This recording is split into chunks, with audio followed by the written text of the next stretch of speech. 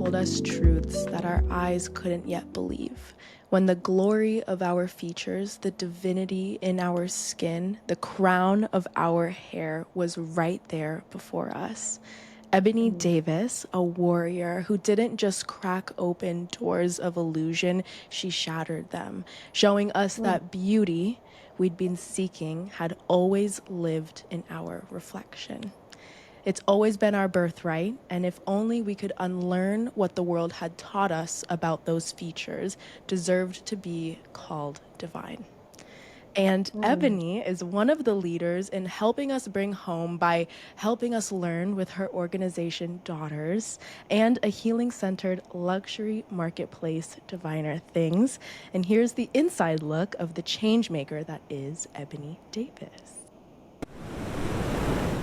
She's more than a model. She's a movement, a voice, a force. Ebonee Davis burst on the scene and shattered the fashion industry's silence with her powerful TED Talk in 2018, speaking truth to a system built on exclusion, a global archivist, a sound healer, a word architect. Now, the visionary aims to reclaim connection to ancestral lands through her company, Daughter. And with her luxury online marketplace, Diviner Things, she redefines luxury. Ebonee Davis is a revolution in motion and a legacy in the making. And I am honored to welcome the most transformative force in our culture today, Ebonee Davis. That is a huge introduction. The most, I'm walking alongside some powerful men and women, but I definitely received that with such deep gratitude. Thank you so much, Ebonee, for being here. One of our most powerful muses is our inner child. Oftentimes, they dream of worlds and purposes that we didn't even know that could exist, honestly. And who was younger Ebonee? What did she dream of? What did she battle against in the stillness in a world that refused to reflect who we were? What did she first hear when the call came, when that deep, undeniable knowing that she was meant to shapeshift the truth of our community? Yeah, little Ebony, baby Ebony, she was an artist. She was very quiet, very shy, soft spoken, reserved, but very observant. I think coming into this world, I knew inherently that something needed to be done to change it because I didn't understand it. And I think that's why I was so quiet and I sat in observation of it rather than participating in it quite often because I didn't understand why the adults fought. I didn't understand war. I didn't understand conflict. There was so many things where I was like, this could be resolved through communication, love, empathy, and understanding. Those are principles that I was born onto this earth understanding. Granted, through my own journey, I think I lost and have had to recover some of that knowing for myself. But as a child, I distinctly remember knowing these things and looking to the adults in my life and wondering why conflict was present when I could so easily identify the way to a solution. But outside of that, I was an artist. I was a writer. Writing has always been my passion. I discovered my passion for writing in middle school. I had this incredible teacher named Miss Wasson, and I ended up actually living with her in my 8th grade year. And it was such a formative year for me. My parents were going through their own financial struggles, and I ended up living with her because I was attending this incredible arts focused middle school and wanted to stay there instead of having to move out of the state with my father. And she was gracious enough to open her doors for me, and I think one might be able to look at that experience as something traumatic, but it was actually preparation for who I am today because I got this year-long experience with this teacher who could really shape me and mold me into the writer I am today and really get to the core of my expression. That is so beautiful. I love that because there are so many pivotal mentors that we could possibly meet in our lives, but for them to really Yeah. step up and have the initiative to love and nurture and care for us, and she literally took you in, that is such a Yeah. beautiful gift. And then she helped nurture the poet, the writer, the artist that you are. I love that. Yeah, absolutely. It's so divine. Our lives are so divinely orchestrated. And if we can continue to trust that divine flow, it will be revealed to us why we go through certain things. You know, I think it's definitely hard to contextualize and to see in that moment. But looking back, I'm like, that's exactly what I needed. I just need to step outside of my attachment to the way that I think things should have been. I think, I wish my parents were in a better situation, or I wish the world wasn't so hard on them, or I wish I had, I could say that, but I could also look at it now with such deep gratitude, detaching myself from the template and recognizing that my path is purposeful and divine. How did your relationship fostering the words that you would write with your pen on paper, how did you foster that relationship and the world that you saw around you? How did that help you grow as the divine woman that you are today, and kind of that longing to just shape and rewrite a story of who we are and why we're here? Yeah, I think again from a young age, I just recognized injustice in the world and I wanted to speak to it. And I was also so inspired and am still so inspired by artists like Lauryn Hill, Kanye West, Common, Erica Badu, Bob Marley, Nina Simone, all of these artists who really came here with a message of revolution and a message of change. And I wanted to do the same. I knew even in middle school that I was going to be a poet. I was going to make music. I was going to put this thing out into the world, put words out into the world that would reshape the consciousness of humanity. And words are so powerful, even if you're not Christian, even if the Bible isn't a tool that you subscribe to or that you look to for support. In the beginning, God used words to create the world. And so that alone lets you know how powerful our vibrations are. Maybe you're more into Hindu or Buddhist practices, your Om, your mantras, the things that you share with the world vocally and verbally have the power to reconstruct your reality. Affirmations, right? And so regardless of the religion that you subscribe to or the belief system or the philosophy, it is a common, known, confirmed thing that our words hold power. And I wanted to use mine to change the world, and that's exactly what I'm doing. That is exactly what you are doing. Speaking of your words, changing this world, you wrote a letter. This happened about 8 years ago.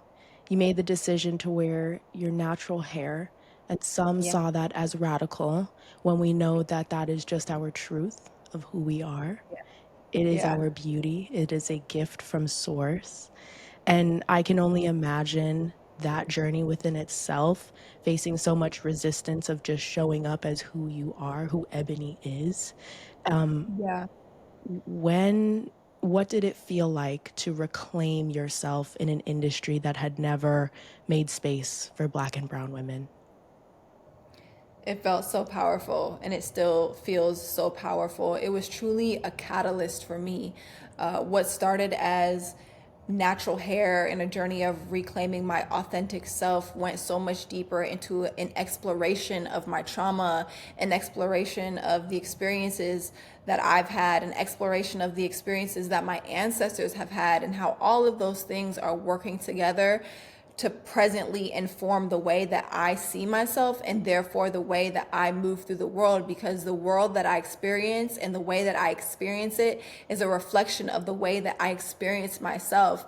And so it really catalyzed this deep investigation on a soul level. Who is Ebonee Davis? Who has Ebonee Davis been? What have Ebonee Davis's incarnations and past lives been like, and how were those things still perpetuating and playing out in present day for good or for worse? I think we talk a lot about generational curses, but I also have some big generational blessings that I'm carrying, and some big beautiful generational karma that gets to unfold in this lifetime. I hope to be the generation that allows my family and my lineage to pivot out of poverty into wealth. You know, I hope to be of the generation that allows us to see a different way of life, to see health, to break the chains of addiction and violence and all of the things that have plagued us. And in doing so, I hope that I can inspire other families, other lineages, and other bloodlines to do the same. And so, regardless of if it's the pain that I've had to overcome or the love that's in my DNA that I'm moving with, I'm grateful for it all, because it's truly informing my path in such a beautiful way. Woo. Thank you. Thank you for saying that. Thank you for affirming that. Your words are just they're just out of this world almost, because you're just affirming what the creator wants for us and what is our birthright. And I just want to say thank you for sharing all your words. Thank you. Thank you for giving me the platform to speak. Yes. In that moment that you just spoke about, was that the moment of surrender for you? That introspective reflection, stillness in that moment of saying, who is Ebonee Davis? What was that surrender like for you?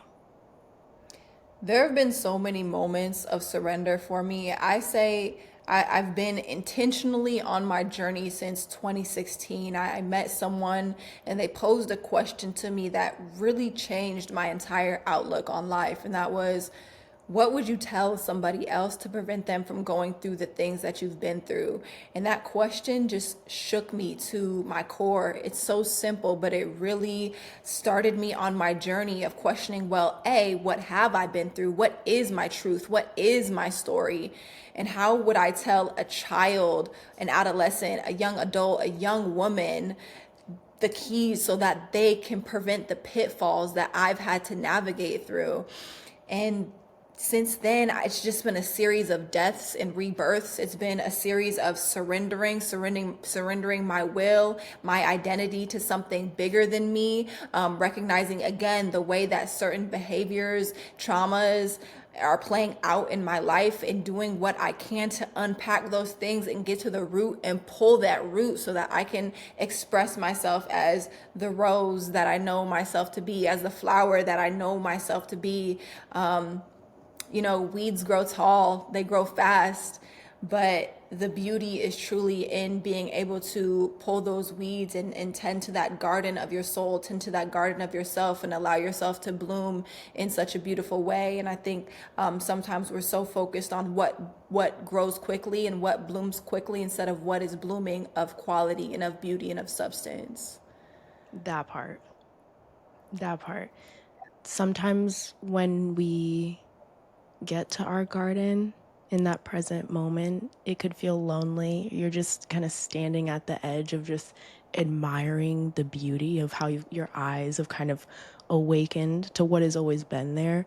And I'm sure sometimes where you reflected on the moment of surrender and kind of jumping into your calling at certain moments, like you said, you've had different points of surrender, but we also have different pivotal moments of our calling and our purpose, and kind of knowing this is the path I want to go down.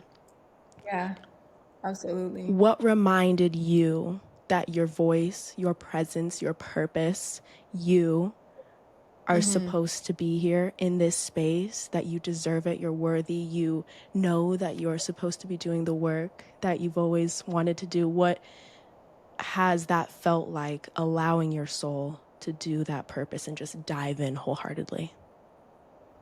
I think it's the feedback that I get from the people who are following my journey. When they send me DMs and they tell me how inspired they are, they tell me how my words are changing their life. They comment under my pictures, that they've had revelations from the things that I've shared. And I still get afraid sometimes to press send, especially on those vulnerable things. But then I recognize that we're all in this together. We're all experiencing so many of the same things. Even if it's not the material experience that we're sharing, it's the emotional and energetic experience. We can all relate to that. We all only have one set of emotions, one range of human emotions that we're experiencing. And so, although that can play out and look differently, internally it registers the same way. And so, I know that by being vulnerable and continuing to share my experiences, so many people are healing from that. They are. I am one of them. Thank you. I'm so happy to hear that. This work of unlearning, reclaiming, and standing fully in yourself, it doesn't just shift the world, it often shifts something that lives so deep within us and unearths something.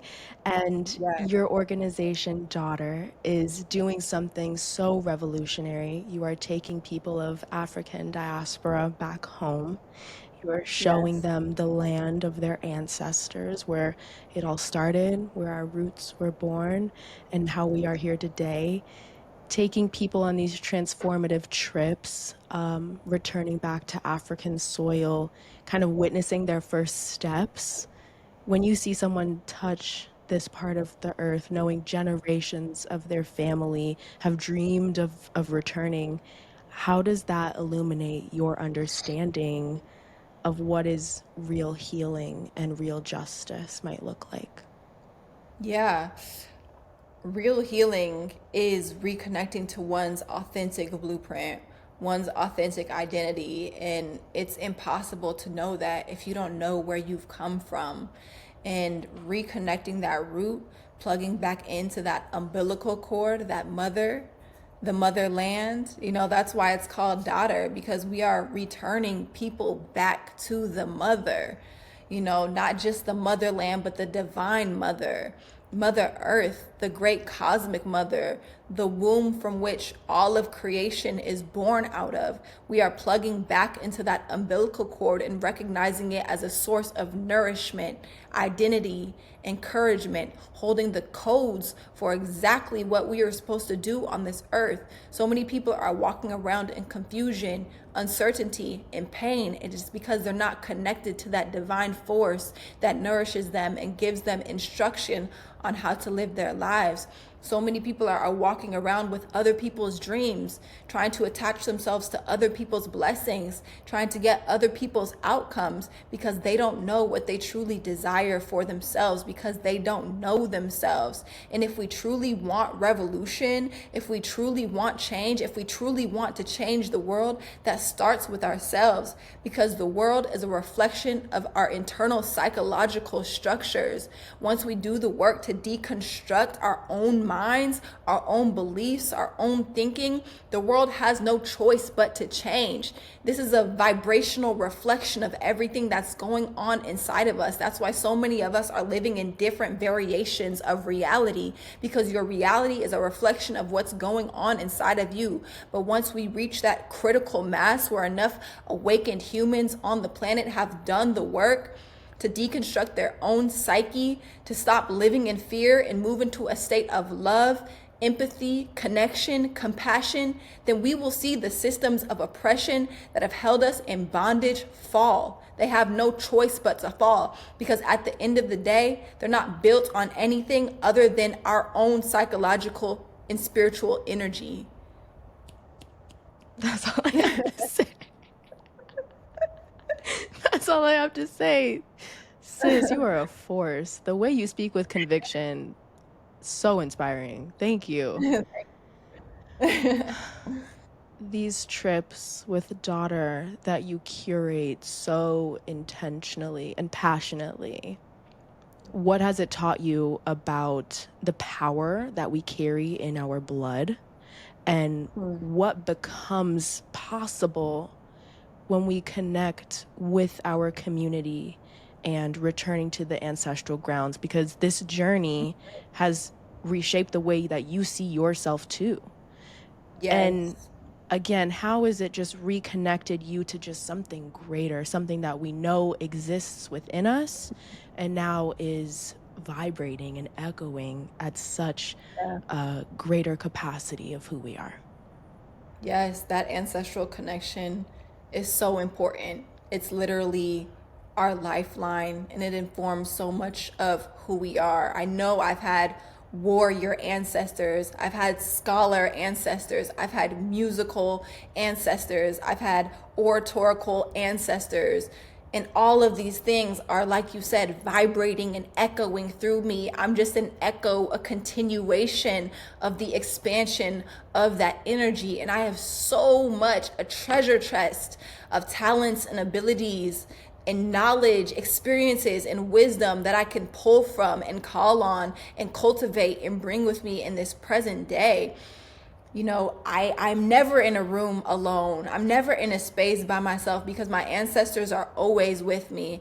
Honoring our lineages, our bloodlines, and our ancestors is such an important part of this spiritual work, such an important part of how we will continue to move through life, not just our generation, but our descendants as well. What we pass on to them, so vital and so important.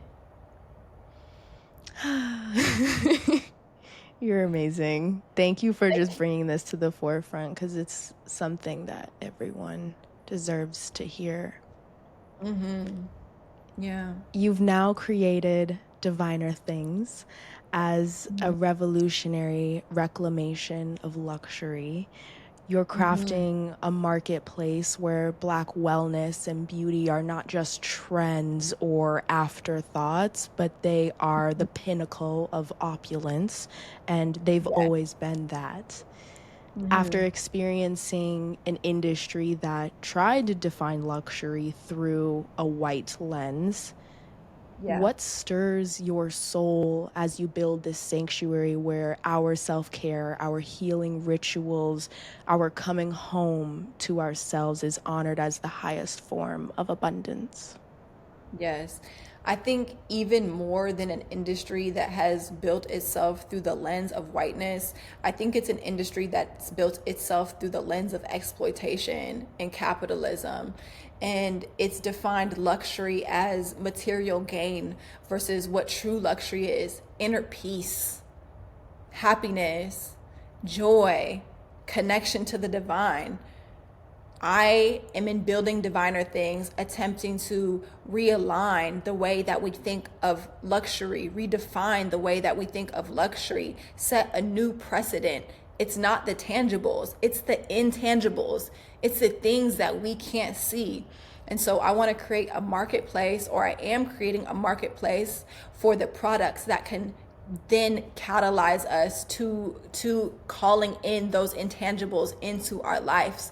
It's not about the things that I'm selling. It's not about the acquisition of the material. It's about using them as a catalyst to cultivate the things that we actually can't quantify, the things that aren't TikTokable, the things that aren't Instagrammable, the things that aren't YouTubeable, the things that really, really come from the inside. That's true luxury. That's true currency. That's true wealth. And that's the future that we're moving into, where your energy is really going to speak for you and open doors for you that money cannot. I think more and more we're recognizing that money, particularly paper money, truly holds no value, especially in the midst of this recession that we're in when eggs cost $11. It's like this money literally gets us not very far these days. So what is the currency? That is the wealth exchange. The wealth exchange that's talked about in the Bible, the wealth exchange that's been prophesied, is going from paper money to the wealth that's within. You are the currency. Stop externalizing it and giving away your power to all of these material things when you are the currency. We are the currency. We are the We currency. are. What an incredible journey of life you've been on. You have so much more to live, to experience, to understand. We all do. Yes. Yeah. Your talent, your words, your art, your mind are such a gift to this world. And you've been able to spearhead something that is so important for all of us to learn in all of your mediums of art and entrepreneurship. And like you said, our beauty is not physical. It's something that lives so deep within our souls, within our DNA, what we are embedded with, the divine, these codes. Yes.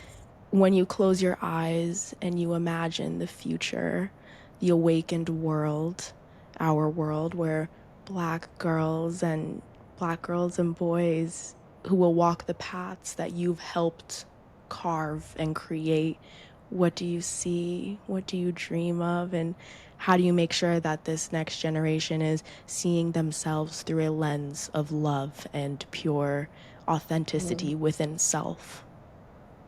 Yeah, a poem of mine comes to mind, and I'll just do a little bit of it Do since we do however here. much you want, sis. Yeah, Please. crystal, yes. Crystal blue waters and majestic landscapes, raising sons and daughters, freedom can't be taken away.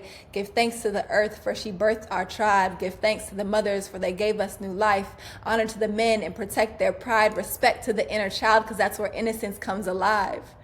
That's what I see for the world. I see respect to men, women, and children, and the respect of Mother Earth.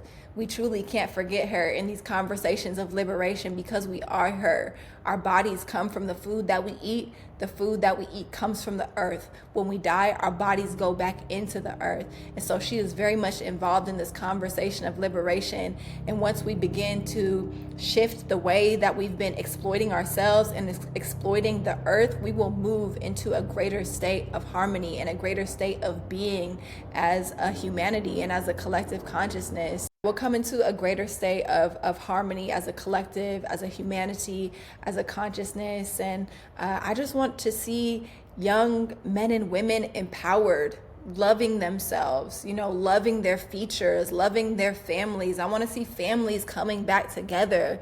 That's such a huge goal for me, a huge vision for me, is to just see communities and families coming back together, village living, women being supported in their pregnancies and postpartum, men being supported, children being raised and cared for in beautiful ways, child abuse being eradicated from the planet. Like, I just want to see us truly caring for ourselves in the ways that I know we have the capacity to, but in the ways that I know we have forgotten how to. I think it's just a matter of remembrance. It's because it's in our blood, it's in our DNA. The way that things are playing out right now is not natural to who we are. This is a result of programming, and it's just about getting back to the way we are naturally, inherently. It's not about taking on anything new or becoming anything new. It's just about releasing who we are not. Thank you for that. Thank you for Yeah. sharing your poem. Yeah.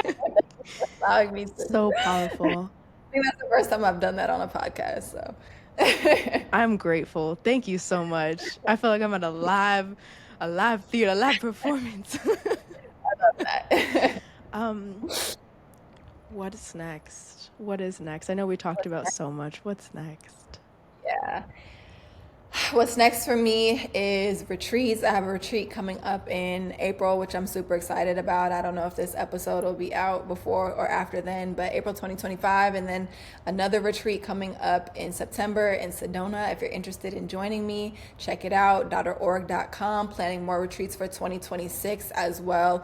Just really trying to give people the opportunity to immerse themselves in new environments. Planning more daughter birthright retreats to West Africa, which I'm very excited about. If you want to get involved, again, .org.com. If you want to donate, be a part, definitely don't hesitate to reach out. And then music, putting out a new body of music. My EP Sovereign is out right now on all streaming platforms, but I'm really looking forward to this new project that I'm putting out. I don't want to give away the title quite That's yet, okay. but very powerful, and it's very reflective of the work that I've been doing on myself over the last couple of years. And so I think I know it's going to be extremely impactful. So be on the lookout for that.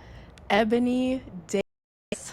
You are a force. Your testimony is beyond inspiring. Your words that reflect and echo into this beautiful universe to remind us that we are already whole.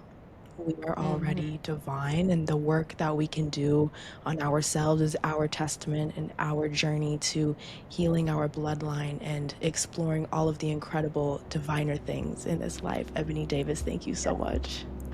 Yes, thank you so much for having me. You are incredible. Thank you.